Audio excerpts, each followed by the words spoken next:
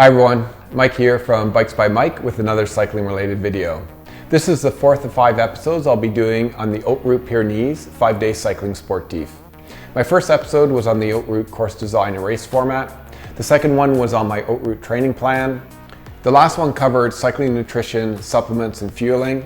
And now this video is on bike maintenance, bike setup, and my take on the best bike travel cases. The final episode 5 will be on race coverage and post-race wrap-up. Okay, let's get to it. I'll break this video into 3 sections: bike maintenance, bike setup, and how to pack and travel with your bike.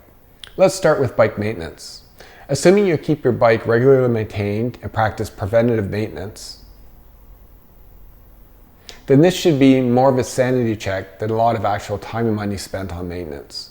So really, if you keep your bike perfectly maintained month after month, then in theory, it should be ready to roll for the race without doing anything to it. But since the Haute Route is a long, multi-day race, I will go overboard and fix and replace things that really don't need it. If you want to be absolutely certain not to have any mechanical problems, it's better to over-maintain than under-maintain your bike. Case in point, my rear cassette and chain. Both have a good amount of life in them, but I'll change them out anyways for new ones. The risk that they fail during the race is slim, but do I really want to deal with the stress of potentially having chain snap off or cassette causing chain suck midway into a race? Or when I'm racing, do I really want to be questioning whether my bike is well maintained enough? No thank you. I'm not looking for ways to make this race more stressful or more difficult than it already is. All right, so here's my rapid fire checklist of all the maintenance tasks I go through when preparing for a big event like the Haute Route Pyrenees. First up is wheels. Replace worn tires. Add new tubeless tire sealant if running tubeless setup. Don't cheap out when going for tubeless sealant for road tires. Most sealants out there work fine for gravel and mountain bike applications, but for road where the tire pressures are so high, go for the best. Otherwise you're just asking for problems. I've literally tried all the brands on the market and they all perform basically the same because they're all made pretty much the same, except this one. Check it out, the choice is yours. Check spoke tension and retention in true wheels as required. Brakes. Inspect and change brake cables or bleed hydraulic lines as required. Install new brake pads regardless of the amount of wear.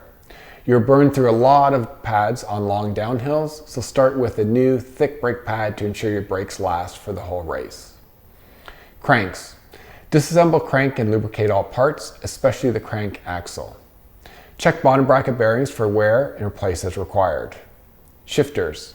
Inspect and ensure shifter cables are properly indexed for smooth shifting. For electronic group sets, make sure to micro adjust the shifters as necessary. Make sure to check that your derailleur hanger is perfectly straight. If you just cannot get your shifting dialed in perfectly, odds are you have a bent derailleur hanger.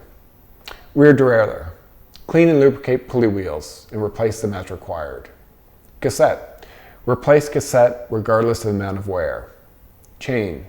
Replace chain regardless of the amount of wear. Relube chain or apply a wax coating. Bearings. Inspect and replace bearings as required. Wheel hub bearings should be replaced annually, with the headset, pedal, and bottom bracket bearings only replaced when they no longer spin freely. Bolts. Inspect and tighten all bolts to manufacturer's recommended torque settings. This is especially important for carbon components, which can crack if overly tightened. Bar tape. Install new bar tape regardless of the amount of wear. New bar tape makes a bike feel like new. Lubrication. Apply thin synthetic lube to exposed springs, cables, and pivot points. Okay, that covers just about all the parts of a road bike that can fail. It's worth putting in the time to keep your bike as well maintained as possible so you have one less thing to think about during the race. Next, I'll talk about bike setup, but not really. Bike fit is something I know only a tiny bit about, and it's not something that can be covered off quickly. So assuming your bike is already fitted nicely for you, the key when traveling with your bike is to make sure your bike fit setup does not change when you transport your bike to your travel destination. Basically, you have to know exactly how to reassemble your bike with respect to 3 important and only body contact points: the handlebars, the pedals, and the saddle. The handlebars and pedals are the easy ones, as even if these components are removed when packing your bike, They really cannot shift to a different position when reassembling your bike. They are either on or not. Saddles are a different matter. At a minimum, the seat post will almost always need to be dropped to fit into a bike box, and sometimes the saddle has to be removed as well. Either way, you need a method to be able to reassemble your saddle and seat posts so that it is exactly where you want it. For the seat posts, I find the easiest way is to mark the seat post with a marker just above the top of the seat tube. Being off by even a couple millimeters will be noticed, so you want the fit to be perfect. And for the saddle, this is a bit trickier to get the saddle tilt perfectly replicated, particularly if you don't ride with a perfectly level saddle like me. You can try using a level, but I haven't found that to be all that useful. I think the best way is to measure the distance between the nose of the saddle and the bike's top tube. It's easy to do and easy to replicate. Okay, now that we are sure our bike is maintained and we know how to set up our bike once we reach our travel destination, it is time to deal with bike transport. Basically, how best to pack and travel with your bike. So first, let's talk about bike cases. There are dozens of bike boxes on the market, but they generally fall into two categories. Hard cases with a rigid plastic or metal shell, and soft cases made primarily of a synthetic fabric like nylon. People that choose hard cases are looking for the greatest amount of protection. Those that choose soft cases are willing to compromise on bike protection in favor of a lighter case that can more easily be stored during travel. I own the Buxumbox Ventoux Road Bike Box. I purchased it just before the COVID lockdown, so I've yet to test it out. However, my previous bike box was the Buxumbox Tourmalet. It is slightly smaller than the Ventoux, with the main difference being that it requires removal of the bike's pedals, handlebars, and seat posts, while the larger Ventoux does not. I switched bike boxes because I quickly realized that removing the seat posts and handlebars on some bikes, especially newer aero bikes with integrated batteries and cables, can be a huge pain in the ass. Case in point, my last road bike, a Specialized Tarmac, had an internal seat post clamp. If you have ever worked with this type of seat post clamp, you know how difficult it can be to reinsert the seat post if it ever is fully removed.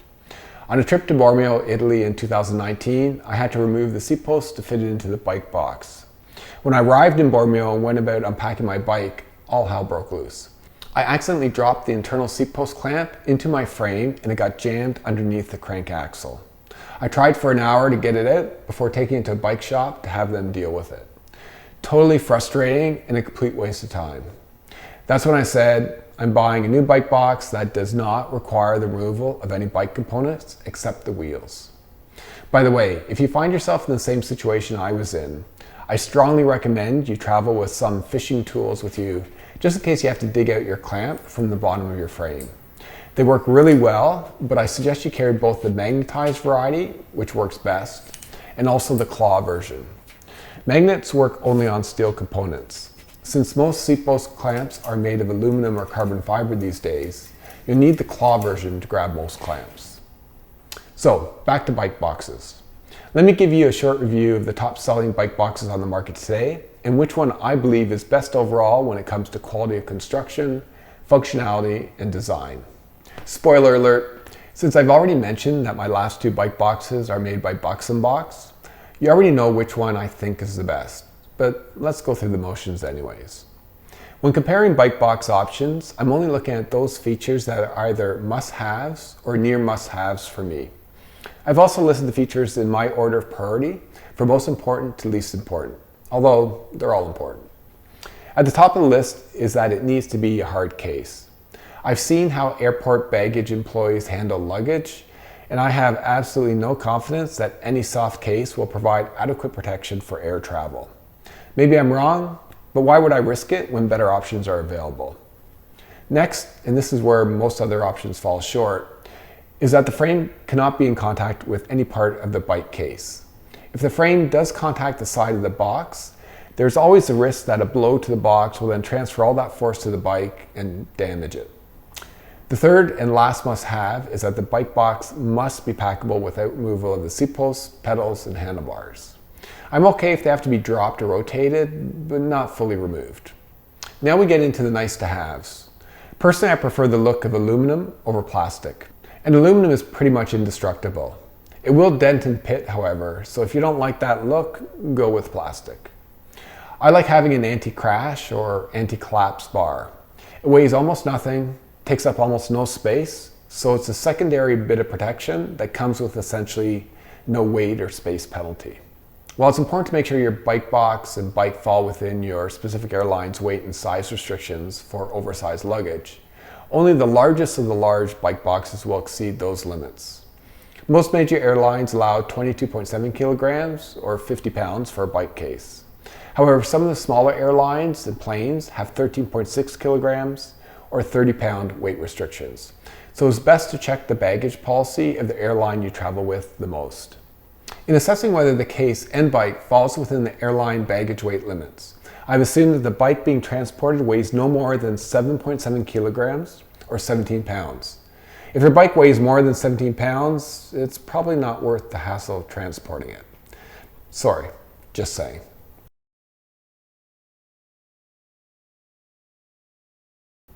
So first up is the Evoque travel bag. Middle of the road in terms of price, but quite light at 10 kilograms, as would be expected with a soft case. It passes the weight limit criteria, but fails with all others.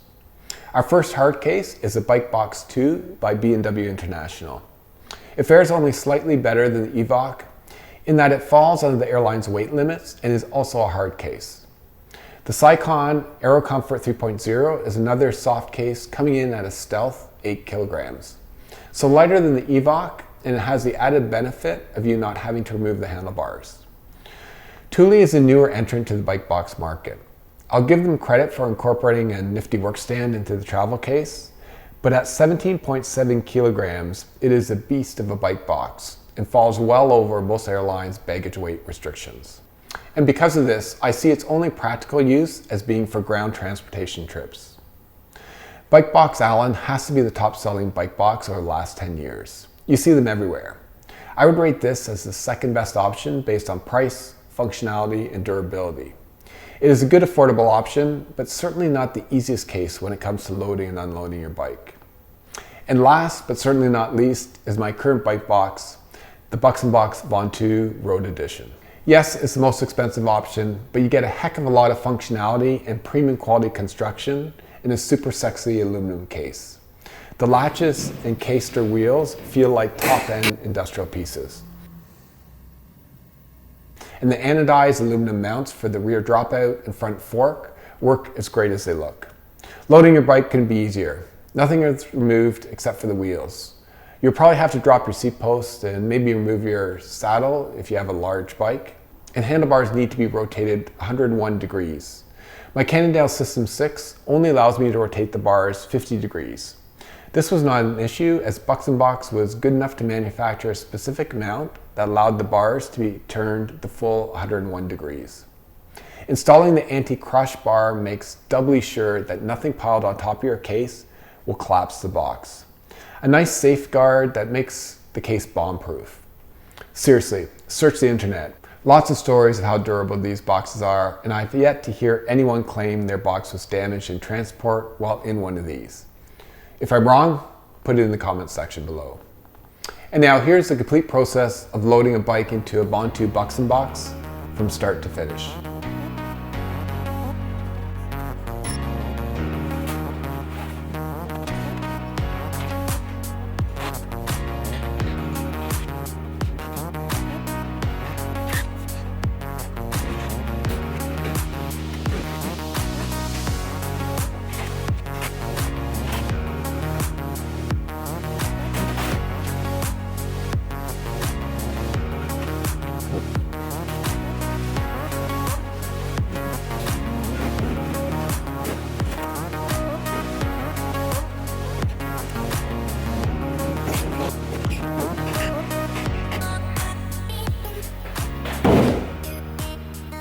So that is it. My maintenance checklist, bike setup, and bike transport strategy for the Haute Route Pyrenees race. I hope some of this has been helpful. If you have any questions or comments, please pass them along. That's all I got for today, folks. If you like this video, please give me a thumbs up and share it with your friends. And if you're not a subscriber to this channel, please subscribe, as it allows me to produce more content for all of you. See you next time. Happy rolling.